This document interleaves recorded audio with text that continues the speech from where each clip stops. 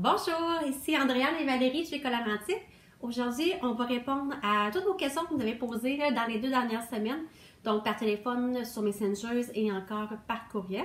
Donc, Valérie, elle va commencer avec la première question.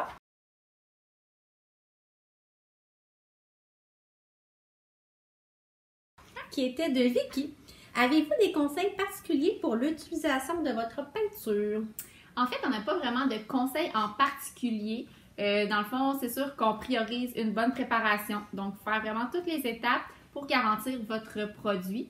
Sinon, on peut peut-être vous donner un conseil, par exemple, c'est que si vous avez à la maison du dissolvant pour le vernis à ongles, vous pouvez l'utiliser sur un petit tampon. Vous frottez votre meuble avec. S'il reste s'il y a de la peinture en fait sur le tampon, c'est que votre meuble avait été peint avec de la peinture à l'eau. Sinon, ça veut dire que c'était de la peinture à l'huile. Donc, ça peut vous aider en fait pour le choix de votre après. Fait que soit après à l'eau ou après à l'huile. C'est un petit conseil comme ça qu'on pourrait vous donner.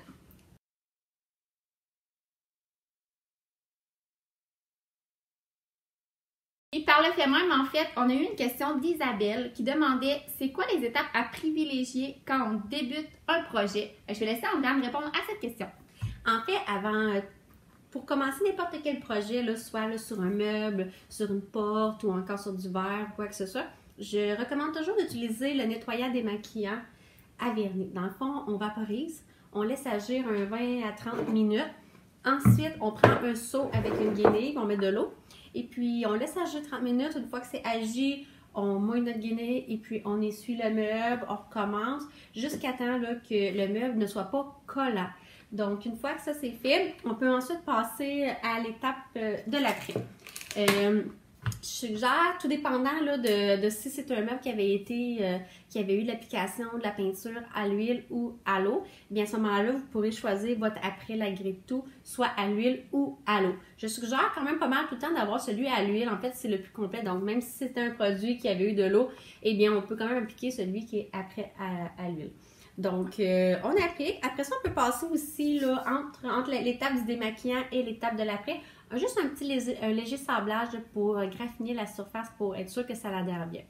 Puis après l'après, on peut aussi là, commencer à peinturer. Donc, on s'amuse. Là, on peut mettre notre couleur et on termine avec une méthode de protection, soit le vernis, soit un glacis ou encore la cire. Parfait!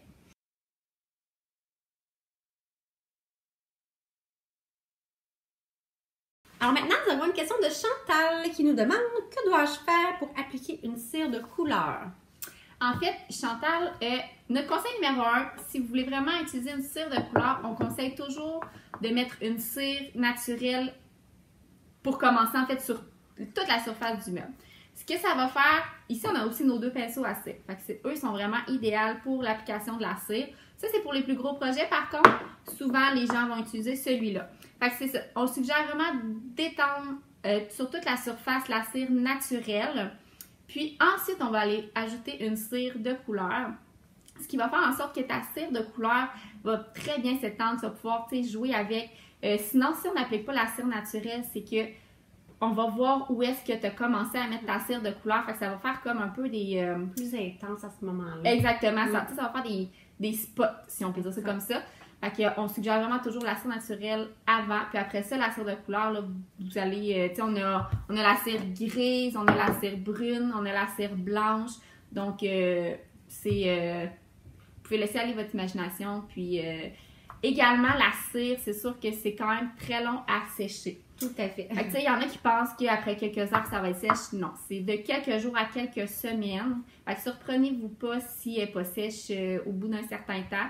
Puis, quelques jours après, c'est quand même possible aussi d'aller juste retravailler un petit peu votre couleur si vous êtes insatisfait et tout ça. Donc, vraiment, si vous voulez utiliser une cire de couleur, on met une cire naturelle avant. Et puis, peut-être aussi rajouter que si on utilise des cires foncées puis des cires pâles puis qu'on en fait plusieurs, eh bien, c'est important d'avoir un pinceau pour la cire foncée et un pinceau pour la cire blanche et la naturelle. Dans le fond, c'est que le pinceau reste quand même un peu taché, puis puisque c'est un corps gras, mais à ce moment-là, des fois, ça pourrait changer la couleur de votre cire. Donc, afin d'éviter tout ça, on en a un pour les cires foncées puis un pour les cires pâles. un petit truc, vous pouvez identifier directement Exact. sur votre pinceau, vous l'avez utilisé, pourquoi. Puis je pense que c'est aussi valide pour les peintres. Tu sais, mettons, si vous prenez un pinceau pour une peinture à la craie versus un pinceau pour un vernis, tu sais, on les mélange pas non plus, fait que c'est bien d'identifier vos pinceaux. Tout à fait.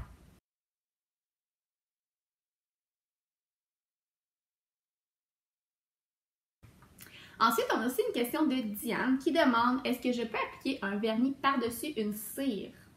En fait, préalablement, je vous dirais que non. En fait, on ne suggère pas. L'inverse, on peut le faire. Donc, on peut commencer si vous voulez vraiment là, bien vernir votre meuble, que vous voulez vraiment une bonne méthode de protection. Une fois qu'il est terminé, votre peinture et tout, là, on peut vernir. Donc, on peut donner les 2 couches de vernis. Et puis, par la suite, on termine avec la cire pour donner l'effet vieillot.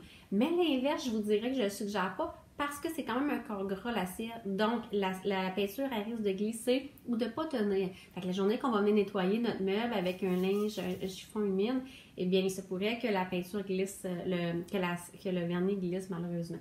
Donc, vous pouvez faire l'inverse, mais je vous dirais qu'on termine toujours avec la cire. Parfait.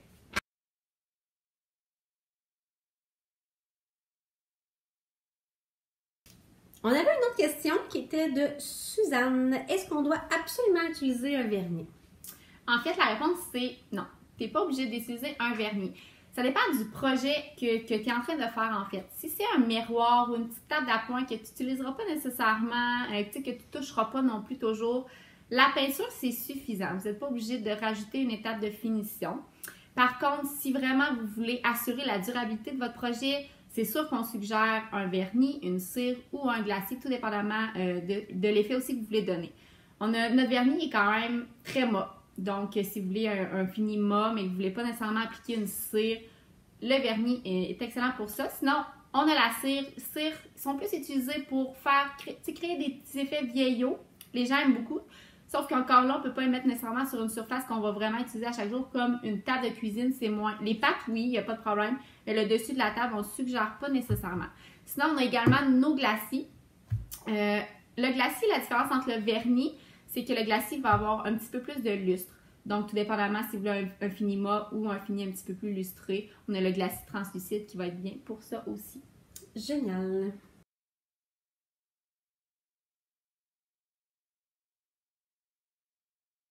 On a aussi une question de Myriam qui demande, est-ce qu'on peut utiliser la peinture à la craie sur toutes les surfaces? Oui, en fait, la peinture à la craie, c'est vraiment une peinture qui adhère à toutes les surfaces. Effectivement, là, si on n'a pas besoin de préparation, eh bien, on peut l'appliquer comme ça, puis ça va tenir. Sinon, je suggère toujours, si vous voulez garantir votre projet, faites-y une bonne préparation. Donc, un bon nettoyant, un léger sablage, un après, notre peinture. Et puis par la suite, là, ça va durer plus longtemps votre projet. Là, vous allez pouvoir le conserver. Là. Et puis, donc, vous pouvez la mettre sur du verre, vous pouvez la mettre sur des portes en acier, à l'extérieur, sur des parasols, sur du tissu, sur des murs et encore des meubles. Donc, oui, ça adhère vraiment à toutes les surfaces.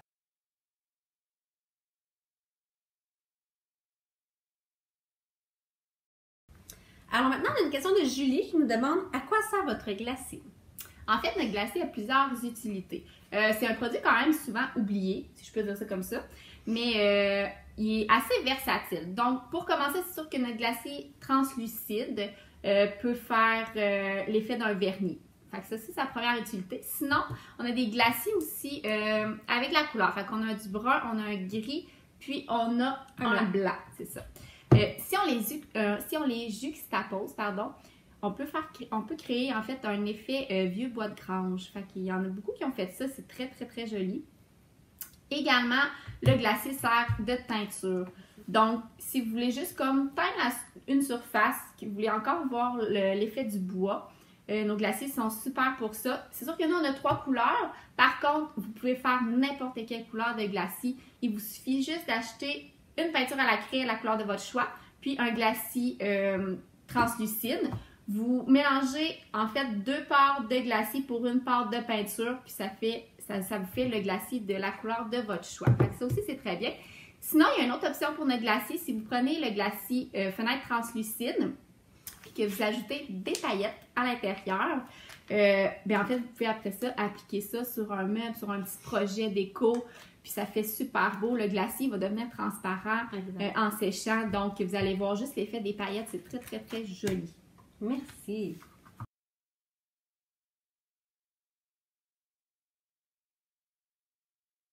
Ensuite de ça, on a une question de Céline. Céline demande comment savoir si j'ai mis assez de démaquillant à vernis. En fait, c'est pas compliqué. Nos démaquillants, là, ils sont en spray. Donc, c'est sûr, soyez toujours dans un endroit bien aéré parce que c'est quand même un dissolvant. Donc, ça sent fort. Et puis, c'est non recommandé aussi pour les femmes enceintes, là, le démaquillant. Donc, on vaporise le meuble. C'est vraiment facile. On en met vraiment partout. Vous m'en mettez plus que pas assez. Puis, dans le fond, vous le laissez agir là, environ 25 à 30 minutes. Vous allez voir, il va déjà travailler. Vous allez voir que la texture est déjà différente. Après ça, vous prenez votre seau et votre guenille, vous nettoyez comme il faut pour s'assurer que notre meuble est bien nettoyé afin de savoir vraiment si c'est bien réussi.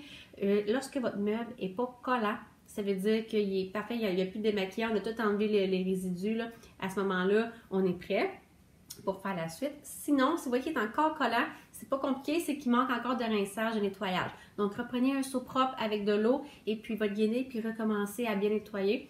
Puis après ça, ça devrait être correct pour commencer votre projet. Parfait.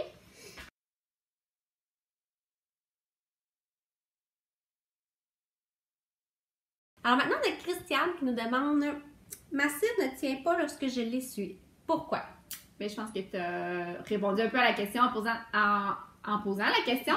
C'est que justement, il ne faut pas l'essuyer. Il y a beaucoup de gens qui utilisent une guenille, en fait, pour étendre la cire, pour l'essuyer, mais c'est pas recommandé. On vous recommande vraiment d'utiliser nos pinceaux. Une guenille, en fait, vous perdez la cire, fait que vous payez un peu pour rien. Tandis que le pinceau, vous allez l'étendre et tout ça, vous allez garder votre cire, même si en reste dans votre pinceau, vous pouvez la réétendre un petit peu ailleurs sur le meuble. Donc, c'est vraiment pas conseillé une guenille. On utilise les pinceaux, puis si jamais vous voyez qu'il y en a trop, vous pouvez toujours aller en enlever un petit peu avec votre pinceau. Il n'y a pas de problème, mais utilisez pas une guenille, s'il vous plaît. Parce que ça la fait toute partir dans le fond. Exactement. Fait que, vous en mettez, mais après ça, vous l'enlevez. Fait que c'est comme si vous en mettiez pas. Déjà, à la base, ça sert à rien. C'est plus économique, en fait, avec le pinceau. Génial. Merci, Valérie.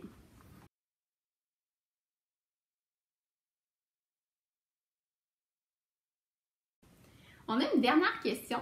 Question de Sylvie qui demande « J'applique le vernis avec quel type de pinceau? » En fait, les vernis, c'est préférable de les appliquer avec les pinceaux à ongles, ceux qui ont un angle, ou encore les pinceaux plats, ceux que vraiment c'est plat comme ça, dans le fond. Puis le pinceau à vernis, c'est très important de savoir que si on l'utilise pour le vernis, en fait, indiquez-le sur votre pinceau que vous l'avez utilisé pour le vernis. Même si vous le lavez après, il reste que le vernis, puisque c'est une méthode de protection, eh bien en fait, ça peut quand même rester incrusté dans votre pinceau. Donc, si vous le prenez pour la peinture après, il se pourrait que ça glisse la peinture. Donc, utilisez-le tout le temps le même pour votre peinture, pour votre vernis. Ça va faire des plus beaux projets.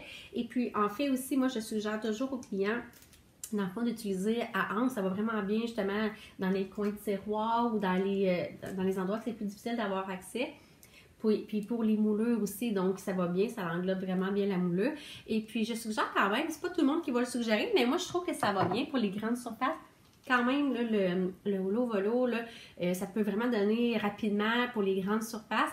Et puis, par la suite, vous pouvez venir terminer avec votre pinceau là, pour être sûr de s'assurer qu'il n'y ait pas de bulles et qu'il n'y ait pas de traces là, qu'il aurait pu laisser. Là.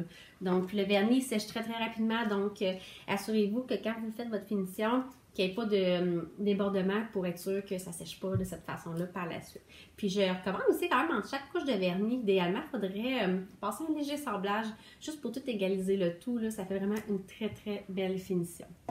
Parfait. Puis c'est sûr que ça prend plusieurs couches pour arriver à un résultat Bien, ça prend au moins parfait. 2 à 3 couches. Ouais. Là. Généralement, c'est un bon 3 couches de vernis, là, effectivement. Puis on s'assure parce qu'en plus, il reste un mois, donc on peut en mettre. Puis ça va vraiment être égal partout, puis il n'y aura pas de coup de pinceau à ce moment-là, parce qu'il y en a des fois qui vont nous écrire, ils vont dire « Ah, je vois encore les coups de pinceau. » C'est parce que vous n'avez pas encore mis assez de couches de vernis. Donc, remettez-en une supplémentaire à 2 pour être certaine. Parfait. Donc, je pense que ça faisait le tour de nos questions. Si vous avez d'autres questions, n'hésitez pas à nous écrire sur Messenger, par courriel, Oui, au marketing à commercialcolorantique.com ou encore fais-nous téléphoner au 819-795-4442, poste 104 et 107. Donc, merci et bonne journée. Bonne journée!